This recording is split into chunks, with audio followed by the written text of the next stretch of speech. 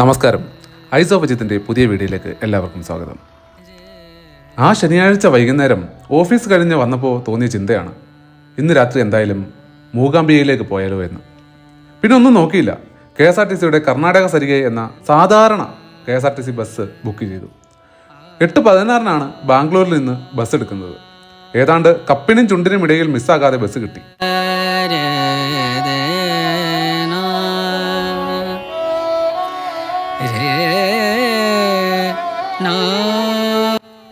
കർണാടക സരിഗ എന്ന ഈ KSRTC ബസ്സിലെ യാത്ര കുറച്ച് ബുദ്ധിമുട്ടായിരുന്നു.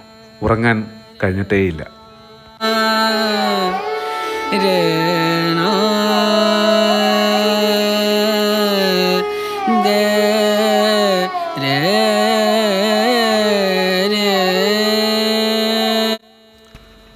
രാവിലെ 5:20 മൂകാംബികയിൽ എത്തേണ്ടത്. പക്ഷേ പുതിയ കണ്ടക്ടറും ഡ്രൈവറും ആയതിനാലാണെന്ന് തോന്നുന്നു, ഭദ്രാവതി ഷിമോഗ റൂട്ടിൽ എവിടെയോ വെച്ച് ബസ്സിന് വഴിതെറ്റി. പിന്നെ ചോദിച്ച് രാവിലെ 8 മണിയോട് കൂടിയാണ് കൊല്ലൂരിലെത്തുന്നത്, മൂകാംബികയുടെ മണ്ണിൽ. രാവിലെ ഒന്ന് ജസ്റ്റ് ഫ്രഷപ്പ് ആവാൻ വേണ്ടി പല ഹോട്ടലുകളിൽ റേറ്റ് ചോദിച്ചു. പക്ഷേ എല്ലാവർക്കും ഒരു ദിവസത്തെ റെൻറ്റ് വേണം. ഒടുവിൽ 200 രൂപ കൊടുത്ത് അമ്മ റെസ്റ്റ് ഹൗസിൽ വെച്ച് ഫ്രഷായി ദർശനത്തിനിറങ്ങി.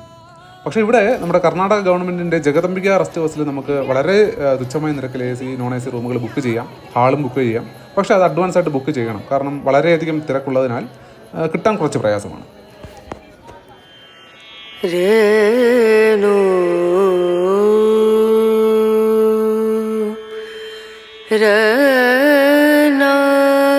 പുണ്യസൗപർണിക നദിയുടെ തെക്കേ തീരത്ത്, കുടജാദ്രി മലകളുടെ താഴ്വാരത്ത്, ഭദ്രകാളി, മഹാലക്ഷ്മി, സരസ്വതി ഭാവങ്ങളുടെ ഐക്യരൂപിണിയായി നിലകൊള്ളുന്ന മൂകാംബിക അമ്മയുടെ മഹാസന്നിധി.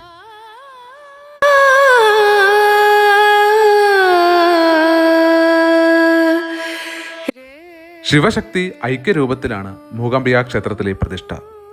ശങ്കരാചാര്യരാണ് ഇവിടെ ഇന്ന് കാണുന്ന രീതിയിൽ ശ്രീചക്രത്തിൽ പ്രതിഷ്ഠ നടത്തിയത് എന്ന് കരുതപ്പെടുന്നു. ശ്രീചക്രത്തിൽ സ്വയംഭൂവായി കുടികൊള്ളുന്ന ജ്യോതിർലിംഗവും അതോടൊപ്പമുള്ള ശങ്കരാചാര്യരാൽ പ്രതിഷ്ഠിക്കപ്പെട്ട സിംഹവാഹനയായ മൂകാംബികാദേവിയുടെ പഞ്ചലോക വിഗ്രഹവുമാണ് മുഖ്യ പ്രതിഷ്ഠകൾ.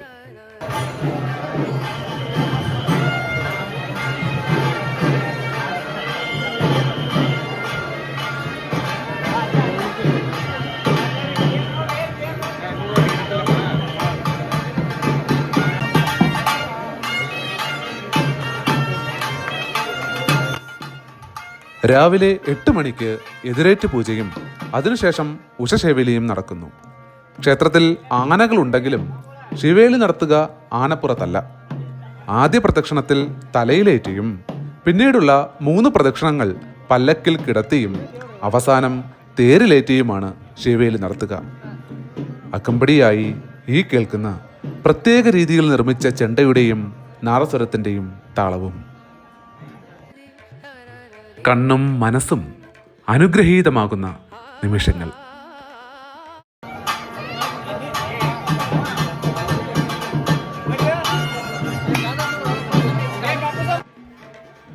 മീനമാസത്തിലെ കൊടിയേറ്റുത്സവവും അതിനോടനുബന്ധിച്ചുള്ള മഹാരഥോത്സവവും അശ്വിനമാസത്തിലെ 9 നാൾ നീണ്ടു നിൽക്കുന്ന നവരാത്രി ഉത്സവവും വിദ്യാരംഭവുമാണ് പ്രധാനപ്പെട്ട ആഘോഷങ്ങൾ.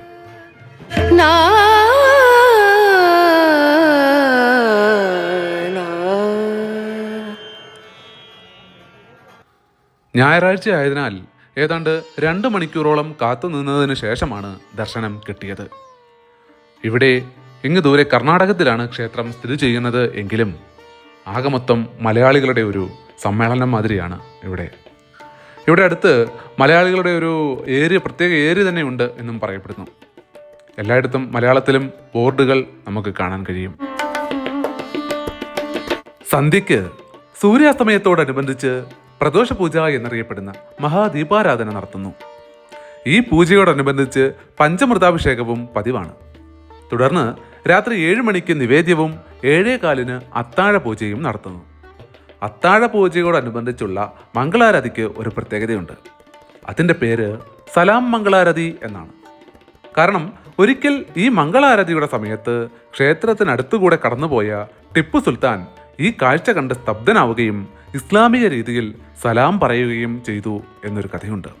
അന്ന് മുതൽ മംഗളാരതിയെ സലാം മംഗളാരതി എന്ന് അറിയപ്പെടുന്നു. ക്ഷേത്രത്തിന് പുറത്തെ ഗോശാലയാണ് ഈ കാണുന്നത്.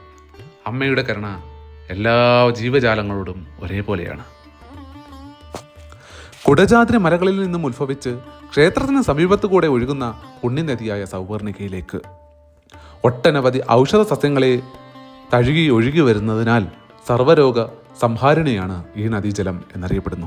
പക്ഷേ മനുഷ്യന്റെ കൈകളാൽ ഇത് മലിനമാക്കപ്പെട്ടിരിക്കുന്നു. ഇപ്പോൾ കേരളത്തിൽ നിന്നും ഏതാണ്ട് 3ഓളം ട്രെയിനുകൾ ഡയറക്റ്റ് ബൈന്ദൂർ മൂകാംബിക റോഡ് വരെ സർവീസ് നടത്തുന്നുണ്ട്. അവിടെ നിന്നും ഷെയർ ടാക്സിയോ ബസ്സോ പിടിച്ച് നമുക്ക് കൊല്ലൂരിലേക്ക് എത്താം. ഇനി യാത്ര കുടജാദ്രിയിലേക്ക്.